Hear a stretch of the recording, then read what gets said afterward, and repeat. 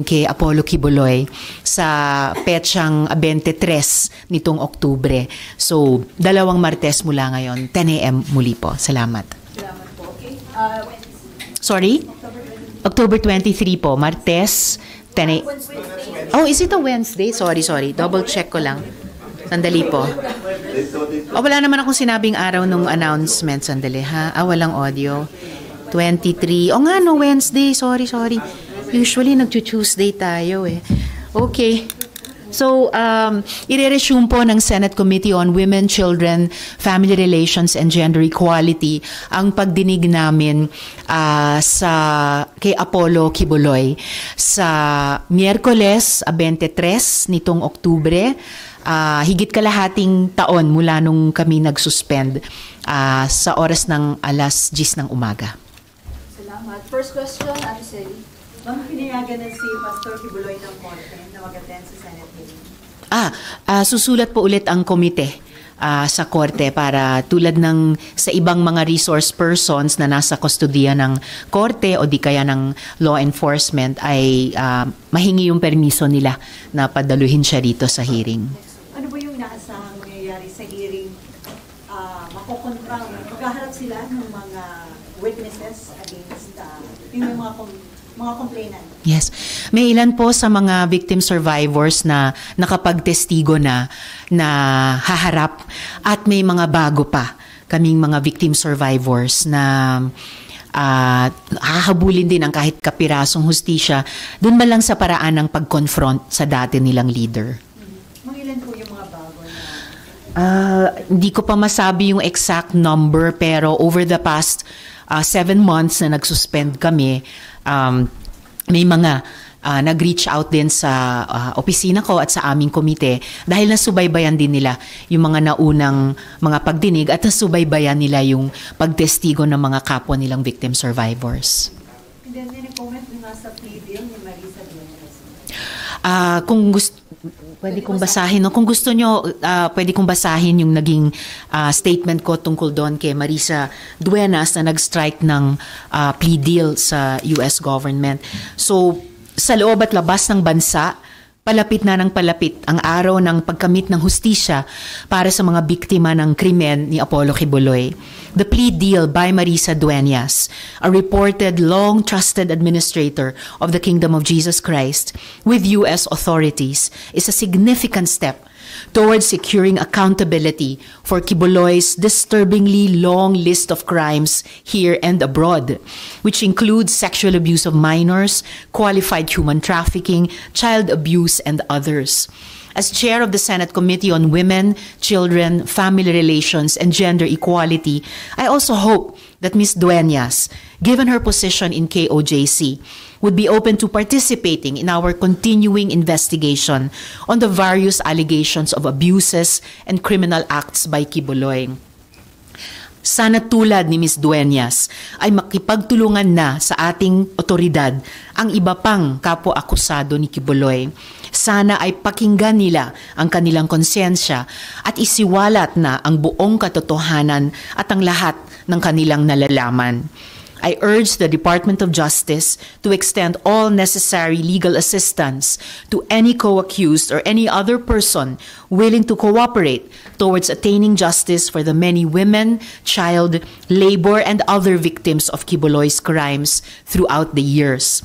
Dapat managot si Apollo Quiboloy at ang kanyang mga kasabwat sa kanilang pang-aabuso sa kababaihan, kabataan, at iba pang vulnerableng miyembro ng lipunan. So, invited siya sa hearing on October 23 and nag-express ba ng intention na mag-participate sa hearing? Sa pagkaalam ko, hindi pa siya nag-express ng intention na mag-cooperate pero pag-uusapan namin sa komite kung pwede nga namin siyang imbitahin given the circumstances. At susulat na po kami sa korte sa susunod na linggo. And then last question from my end. Ma'am, doon sa inyong naging executive session with Alice Gool last Wednesday? Tuesday? Tuesday po. May bago ba na na-share na information na si Alice Gool? Naging worth it naman po yung more than 1 hour nyo na executive session with Alice? More than 1 hour nga eh. Pero hindi pa rin completely worth it. Hindi pa rin sulit na sulit. Dahil wala rin masyadong maraming bago. May ilan na mga kapirasong sinusubukan pa naming i-follow up in open hearing. So no more executive session with Alice Go, ma'am? Looks like no more executive session with Alice Go or Go hopping. Okay, next si Victoria Tolentino, PBS. Hi, ma'am. Hi. Ang sabi po ni Senator JV kahapon, meron daw bagong names na sinabi si Go dun sa executive session. Can you confirm lang po? Yun yung bahagi sa mga kapirasong ilang mga bago na yung ibang kapiraso no naririnig namin dati.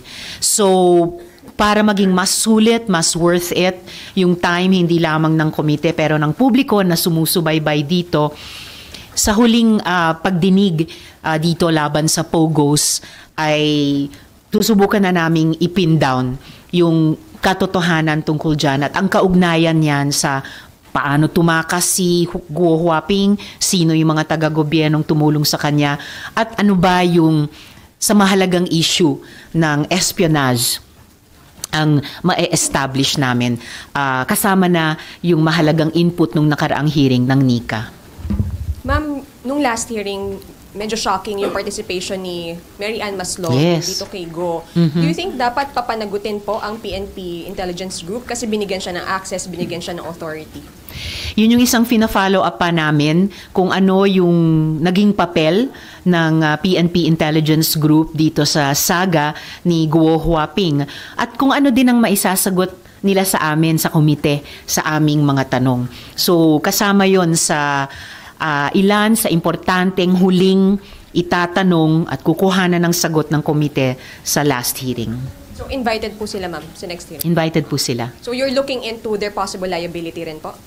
We're looking into their possible liability or otherwise yung kabuuang naging papel nila dito sa aming investigasyon laban sa POGO at pati na yung ano ba ang papel ni Guo Huaping sa lahat ng ito. Ma'am, sabi ng BI, si Go Huaping ay possible lumabas daw po through a private hangar or private airstrip. Meron po ba kayong information about it? Mas inaasahan ko pa at iniintay at pagbabatayan ng mas conclusive yung complete report ng Bureau of Immigration na sinabi ni OIC Viado kahapon na kukompletuhin pa nila. So hopefully within the next few days. Thank you. Next si Raymond, Political TV. Handa na ba kayo magkatrabaho na si Pastor Kibuloy? Ang masasabi ko lang po, talagang magpakita naman sila ng konting hiya. Ang bibigat po ng mga kasong inihaharap sa kanya, trafficking, abuse, various forms of abuse laban sa mga bata at iba pang mga vulnerableng sektor. Ganong katagal siyang tumakas sa batas, nakakuha pa talaga ng kung anuman para ihain ang sarili bilang isang mambabatas. Gayunpaman, mas nagtitiwala ako sa kakayahan ng ating mga kababayan at magiging kapwa-botante sa susunod na taon na huwag bigyang daan ang ganyang klaseng kandidatura. Kasi ang dapat iboboto ay mga lawmakers, hindi po lawbreakers. Okay, next si Agatha, Billionaire TV.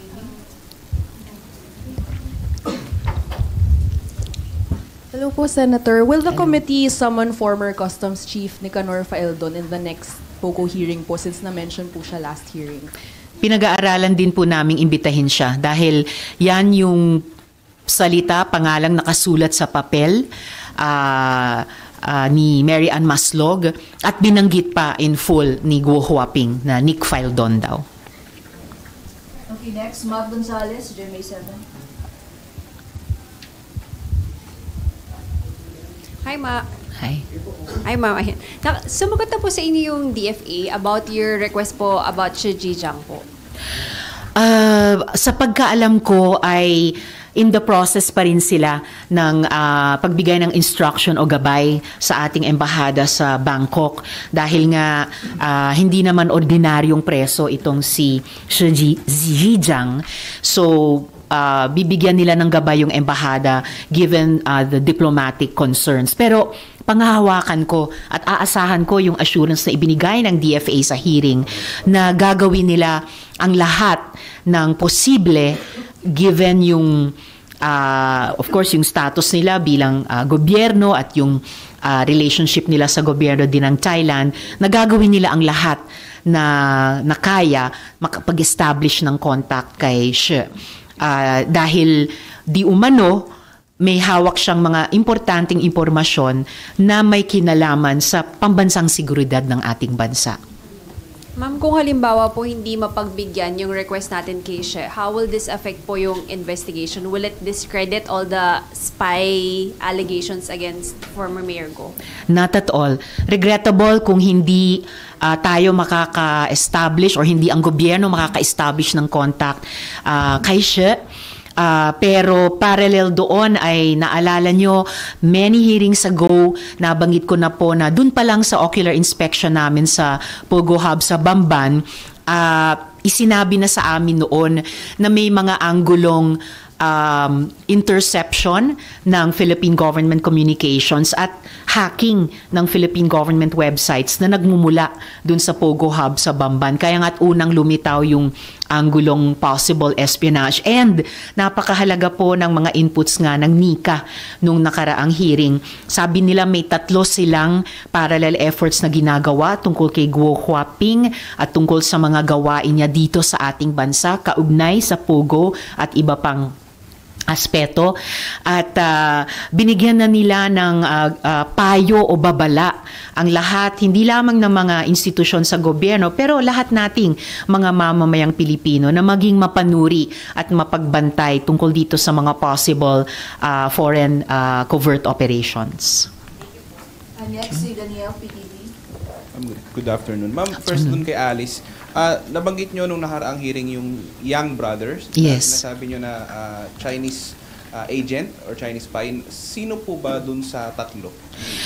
Yun yung itinatanong ko kay Tony Yang na resource person na pagkatapos siyang maaresto sa Cagayan de Oro Pogo Hub doon. Dahil yung pinakita naming mga dokumento at screenshot sa kanya ay nagpapakita na yung 2 kapatid niya ay dumalo bilang delegado sa isang congress ng mga overseas Chinese na organisado ng Communist Party of China, dun mismo sa China.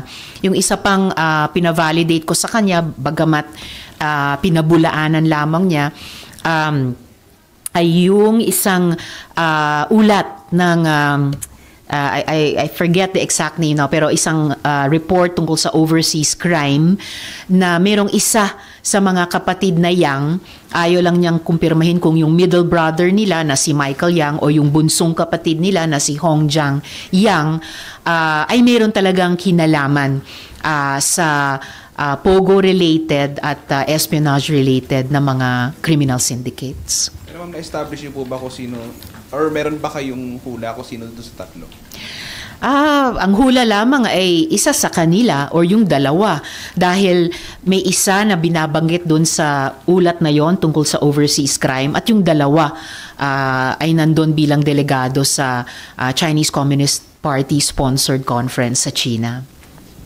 Ma'am, last na lang kay Kibuloy.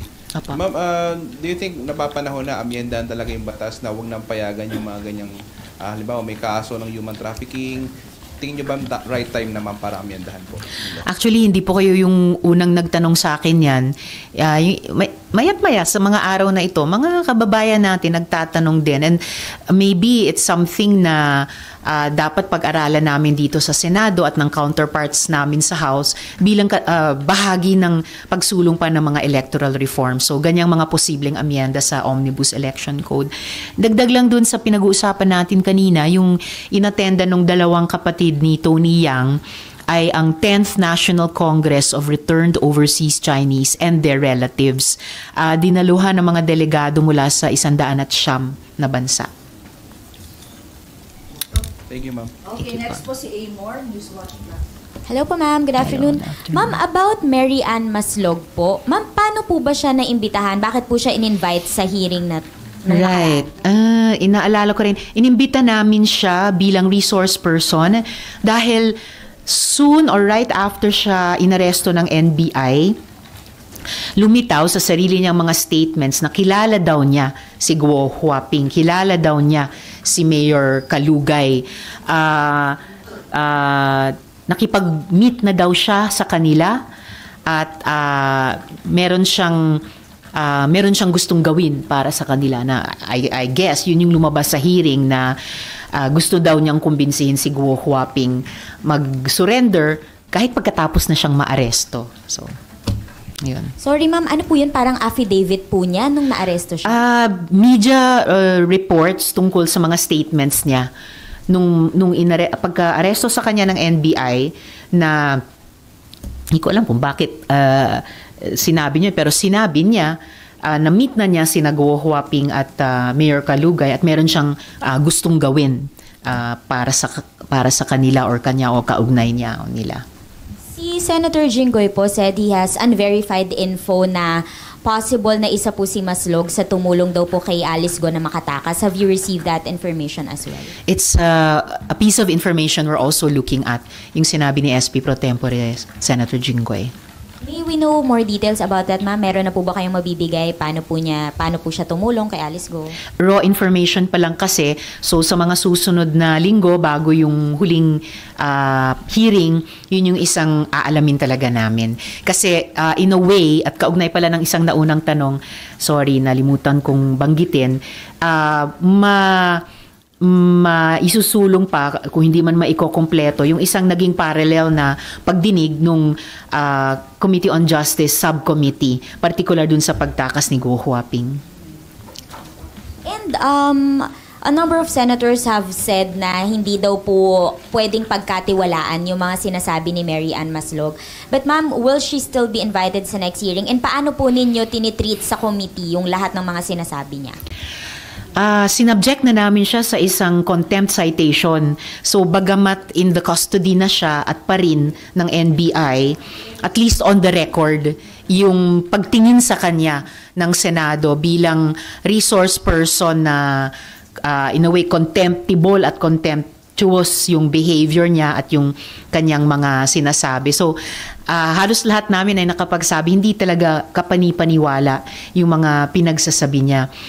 At the same time, habang patapos na kami, pasara na sa investigasyon, kailangan talaga naming at gagawin naming mag-sift through lahat ng iba't ibang facts o mga sinasabing facts na ibinabato sa komite sa pagdinig para maka-arrive at sa tingin namin pinaka-klaro, pinaka-kompleto sana at pinaka-totoo dapat na larawan, kwento ng Pogo dito sa Pilipinas, yung si Guo Huaping sa Pogo at yung ibang mga issues at personalities na involved dun sa mga issue na kaugnay ng Pogo sa Pilipinas.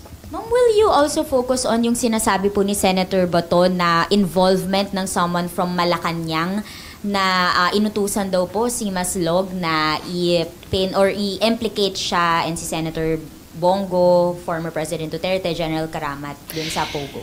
Iyon yung isa sa maraming di umanong facts na itinatapon sa buong diskusyon na na-generate ng investigasyong ito at aming sasalain. Alin ang mukhang totoo, alin ang mukhang hindi totoo, regardless kung sino-sino ang nagsabi, para kahit maingay na maingay ang isyong ito, sa katahimikan ng collective na pag-iisip namin sa komite, yun na nga, pipilitin naming mabuo yung kwento. Ano ba talaga yung kwento ng Pogo dito sa Pilipinas? Ang kwento ni Guo Huaping sa Pogo sa Pilipinas, ang kwento ng mga taong naging kasosyo niya, nagprotekta sa kanya, tumulong sa kanyang tumakas, no? Regardless of sinong nagsasabi ng ano sa ngayon. Last na po for my end. Ma'am, yung sinabi po niya sa executive session ng mga names, mga Chinese nationals po ba yun na mastermind umano or mga Pilipino na tumulong po sa kanya? Halo-halo din. Tulad ng lumalabas sa open hearings. Both po, Apo. Filipinos and Chinese. Apo. Thank you po. Thank you. Next, Jeff Esposio, Radio Inquirer.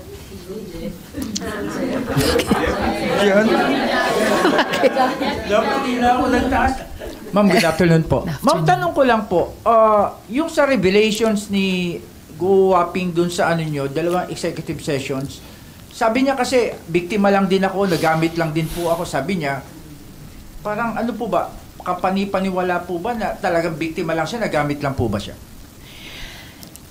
Nagulat din ako nung ginamit niya yung salitang yon para sa sarili niya na biktima. Kasi ang totoong mga victim yung yung nag-surrender pa sa NBI dahil kinasuhan sila ng non-bailable na human trafficking, Merly Castro. Si Miss Merly, dahil in-identity theft sila at ginamit yung pangalan nila nang wala silang permiso para i-incorporate yung mga POGO companies na yan. Si Miss Merly na may dalawang bata pang anak na kung hindi magbabantay yung isang kapatid niya, mag-isa sa bahay habang pauwi yung asawa niya mula sa probinsya. Yun ang totoong mga biktima. Hindi masasabi ni Numan, ni Go Waping na biktima lang siya, ginamit lang siya. Maaring ginamit siya ng iba, yung mas malalaking fish kesa sa kanya, pero hindi siya small fry. Kung mid-level man siya, mataas na mid-level siya at fully accountable siya sa kanyang mga ginawa. Ma'am, sundan ko lang yung tanong ni Ms. Amor, no? Yung kay Maslog, ma'am, pwede bang pagdudahan na patay ka na, bumangon ka, tapos biglang ang dami mong revelations, parang squid tactics o diversionary tactics po ba yung ginagawa niya? Huwag niyong sabihing squid tactics, baka may magalit. The joke. Talagang hindi siya kapanipaniwala. Pero gaya ng nabanggit ko kanina, maaring meron siyang squid tactics na ginagamit, baka maaring may ilang pirasong buhanging totoo. So yun yung kailangan naming timbangin sa pasara ng investigasyon at lalo na pagsulat namin ng committee report na regardless sa kung sino ang nagsabi ng ano, sa pamamagitan ng pag-cross sa mga resource persons, sa mga facts kuno na sinasabi nila, more or less ma-establish namin mukhang ang totoong kwentong ito. Yun yung aming gagawin. Ma'am, last kay Pastor. May mga kaso na po siya, then in-invite po siya kung papayagan po siya ng korte, appear siya rito. Are you ready po na mag-ala Go Waping din siya na I'm invoking my rights again, na wala ring mapipiga? Handa po kami sa kahit anumang di pagsagot or pagsagot niya. Ang pinaka-importante ay handang-handang harapin siya ng mga victim survivors niya. Thank you. Okay, next po. Ma'am Nim Fasension po, Radyo Pilipinas. Ma'am, reaction or statement lang po dun sa decision ng Ombudsman tungkol sa mga PORAC officials. Tungkol sa yung suspensions. Opo. So bagong-bago pa po 'yun na sinuspinde si Mayor Kapil at 6 pa? O 5 pa, 5 o 6 pang 8 lahat. Bali 10, ma'am. 10 Mayor, pala. Vice Mayor, tapos 8 na konsehal. Okay. So yung balitang iyon na sinuspinde sina Mayor Kapil, Vice Mayor nila at yung 8 konsehal, sa pagkaintindi ko ay batay sa tansya ng DILG na nagkulang sila sa pag-exercise ng due diligence bilang mga LGU officials dun sa kanilang sinasakupang lugar na tinayuan pala ng isang POGO hub. And bahagi yan ng pagsingil ng accountability sa mga responsible officials laban sa mga malign at mapanirang mga economic activities tulad ng POGO. Dapat ba ito, ma'am, parang eye-opener na dun sa iba pang mga LGU na may mga POGO pa rin? Definitely, additional eye-opener na ito dahil sinundan yan yung paunang paglabas ng DILG o ng PAGCOR na mga listahan ng lahat ng mga LGUs kung saan nakalocate yung mga POGOs dahil di ba sabi ni PAGCOR Chair Tenco noon originally naka-issue ang PAGCOR ng POGO licenses sa 190 or 290 at yung 250 nun ay nag-lapse na or hindi nag-apply ng renewal, kaya may natira na lang 40. But I reiterate, lahat ay covered ng ban at dapat talaga ipasara, wind down hanggang December 31 at mahanapan ng alternatibong trabaho yung mga empleyado nila. So ma'am, kahit sinasabi nila na wala nga silang jurisdiction doon kasi sabi nila PAGCOR, dapat pa rin silang kumilos. Dapat ang PAGCOR? Ang LGU. LGU. Oh, definitely. Dapat pa rin kumilos noon ang LGU, lalo na't lumabas doon sa pag-aresto at pagtatanong kina Cassandra Leong at hindi pa nga syempre malocate si Duan Renbu at mapaharap siya sa investigasyon na kaduda-duda din ang pag-operate ng Lucky Star 99 pati ang Whirlwind Corporation tulad ng pag-operate nung 3 kumpanya sa Pogo Hub sa Bamban, yung inaalam namin sa Cebu at may bago na namang raid sa Cebu at yung Pogo Hub din sa Cagayan de Oro. Okay, salamat, Eva. Last 3 na lang po tayo. Victoria, John, then Amor. Hindi, Business World. Thank you. Victoria, tulad mo na. Okay, thank you. Ma'am, sorry, habol lang po uli. Doon sa Apo. PNP Intelligence Group pa rin. How would you describe lang po yung ginawa nilang pagbibigay ng access at ng authority kay Maslog, even allowing her to go into the custodial center? Acceptable po ba? Above board po ba? I-establish pa namin kung above board yon, pero common sense mula sa isang mamamayan, hindi po acceptable yung ganon. No? Kung mapapatunayan pa nila somehow na above board yon, pero hindi yun acceptable kasi kaduda-duda yung taong yon. So, isa rin yun siguro sa mga itatanong namin sa PNP-IG sa susunod at huling hearing. And then, i-correct ko lang yung figures ko kanina, yung bilang ng mga POGOs na inisyohan ng PAGCOR ng license sa ilalim ng nakaraang administrasyon ay 298 lahat-lahat na POGOs at yung natitira na lamang ay na-covered pa ng mga existing licenses pero dapat kanselahin ay 43. Okay, next, John, Business World. Good afternoon, ma'am. So a while ago, SP Escudero said that there are no permanent plans to keep the U.S. missile system here in the Philippines amid China's aggression in the South China Sea. So are you in favor of keeping this as a deterrent, or are you more in favor of the Philippines pursuing a code of conduct with ASEAN and other regional bodies? The latter and other complementary measures. Matagal na nating sinusulong yung Code of Conduct in the South China Sea at kung di ako nagkakamali, lahat ng mga member nations na nakapalibot sa South China Sea ay gusto. China na lang ang ayaw kasi ayaw niya ng multilateral process. Gusto niya na i-bilateral tayo bawat isa sa atin. Siya ang pinakamalaki. Paano naman magkakaroon ng parity pag bilateral? Mas pantay talaga, mas mabunga kapag multilateral.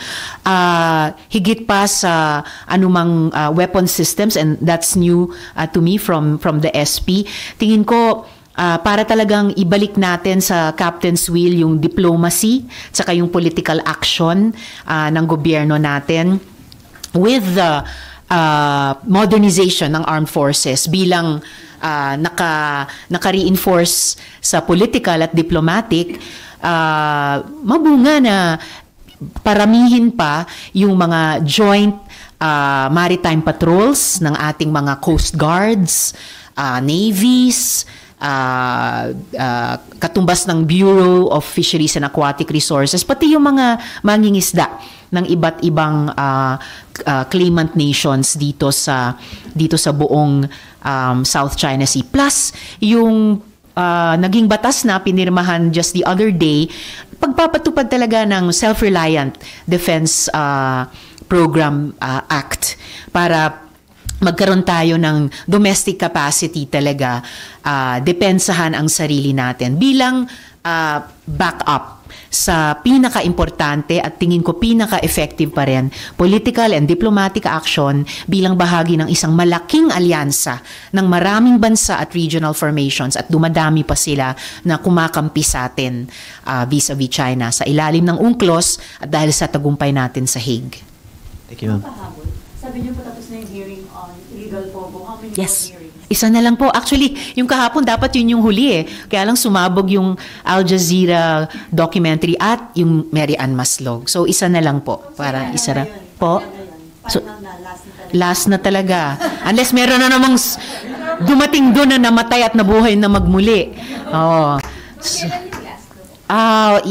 isa-schedule pa po namin. Opo. Mas mauna, ma'am, yung kay Pastor. Mauna na muna yung pag-resume nung kay Apollo Kibuloy. Oo, kasi kailangan namin ng konti pang oras para ipin down yung mga loose threads. Gusto namin pong mabuhol ng maayos-ayos yung investigasyon namin laban sa Pogos. So complete na ba, ma'am, yung mga information para makakuha kayo ng committee report? More or less, at least hindi man 100% to a decent degree, masettle namin yung iba't ibang, sabi namin, mga importanteng issue kaugnay ng Pogo. Okay, more last one. More or less sa nakaraang dalawang executive sessions, more or less how many names ng mga Filipinos and Chinese yung napangalanan po ni Alice Go? And does it seem to you na nagsasabi naman siya ng totoo dun sa executive session? Halo. Halong totoo, halong di totoo. So pati yung mga pangalan ay sinisigurado pa namin. Kaya hindi ko mabilang kasi hindi ko alam kung alin doon ang totoo, ilan doon ang totoo at ilan ang hindi totoo. Basta pag na-finalize namin yung committee report, sasabihin namin kung sino doon yung tingin talaga namin. Hindi lang batay sa sinabi niya, pero batay sa sinabi niya at yung iba pa naming nakalap na mga ebidensya. Ang mga perpetrators ng Pogo dito sa Pilipinas, ang mga kasabwat sa pagtakas niya. Mga may 10 po ba? Na mga names siyang nabuhay? Or less. So, yeah, 10 or less. Okay. Thank you po. Salamat. Thank you.